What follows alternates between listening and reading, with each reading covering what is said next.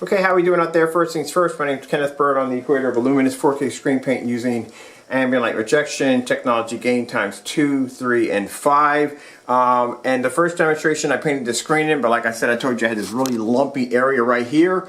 So keep in mind this is my test wall. I wouldn't suggest you doing this, but this is my test wall, and pretty much I do a lot of testing on this wall, period, altogether. So I'm going to show you up front all the imperfections I have on my wall.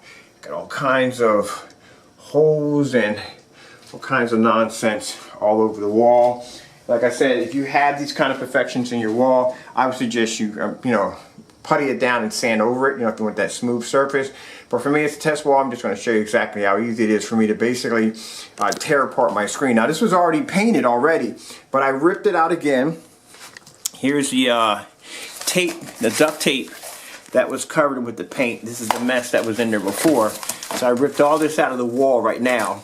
And I used this form of plastic, right, to put over this section right here, because I can't put drywall in here because there's a light socket right there. I don't know why there's a light socket right there, but it's a round light socket right there, so I can't put, I had to basically just cover this whole piece over. So I ran some staples in it, and then I ran some frog tape so I can actually get it trimmed off to match the screen.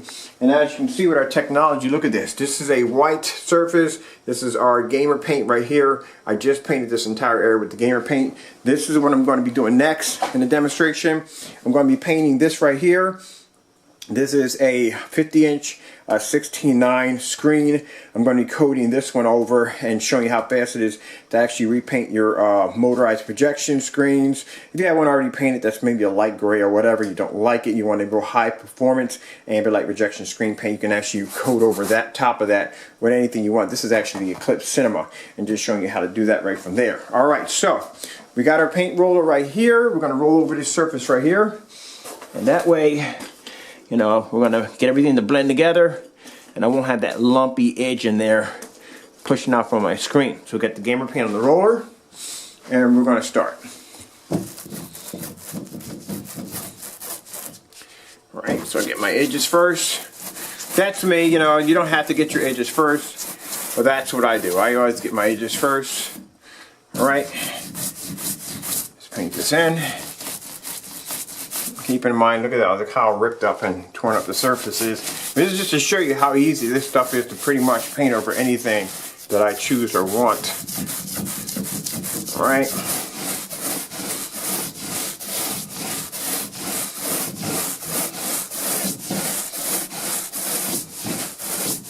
Now, I wouldn't advise anybody else doing this. I'm not saying anybody else to do this, This is just me because, like I said, it's a paint wall, it's a test wall.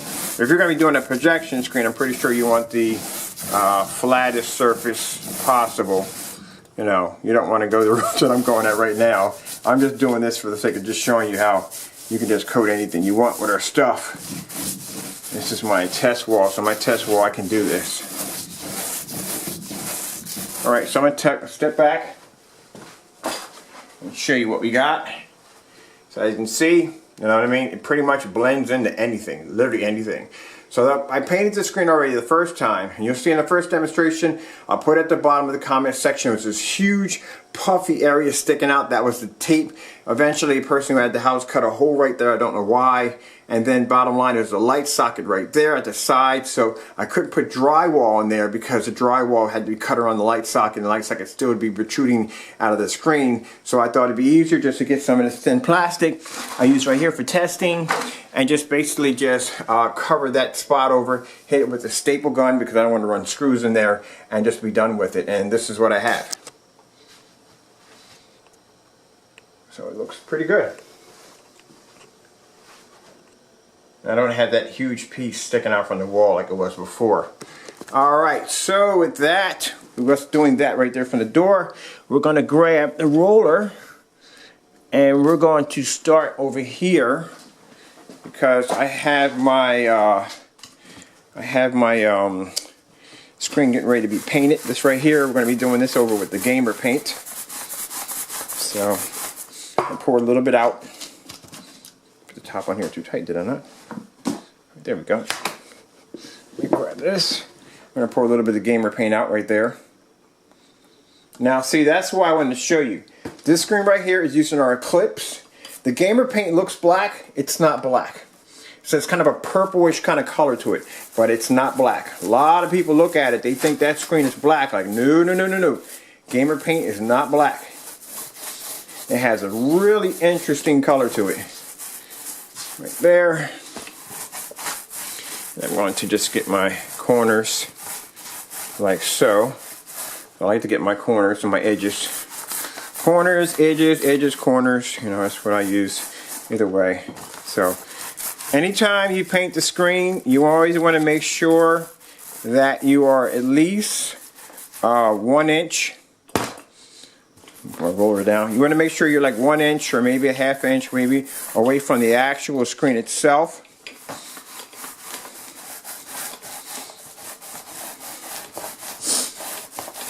And it's like I said, it's a one coat application, very easy to apply.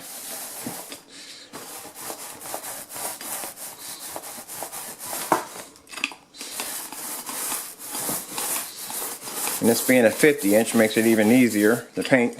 So I'll get my corners. Sorry about that. If I move the camera away for a second, I do apologize. I get caught up in this. And I forget sometimes I got a camera in my hand. And y'all have to see everything that I'm doing over here. See, like I said, this stuff is not even... A lot of people thought that this paint was black. It looks black. It does. It really looks black when you stare at it. It looks black. And when you see it up there on my wall, or you see it up on something, you think it's black, but it's not actually black. It's actually kind of a purple. And that's the best way I can put it. It's kind of like a purple kind of look to it. Alright, so hit my surface right here and here. Alright. Get my edges again. Make sure my edges are done and good and well because I want to have that laser cut kind of look to it. There we go. And I've seen people paint over the border, the whole entire screen. Don't do that. It looks really ugly. That looks really, really, really ugly when you do that. Just get some frog tape and just go over your screen. That's all you got to do. But don't do that because that makes the screen look really, especially if it's a motorized projection screen. Don't do that.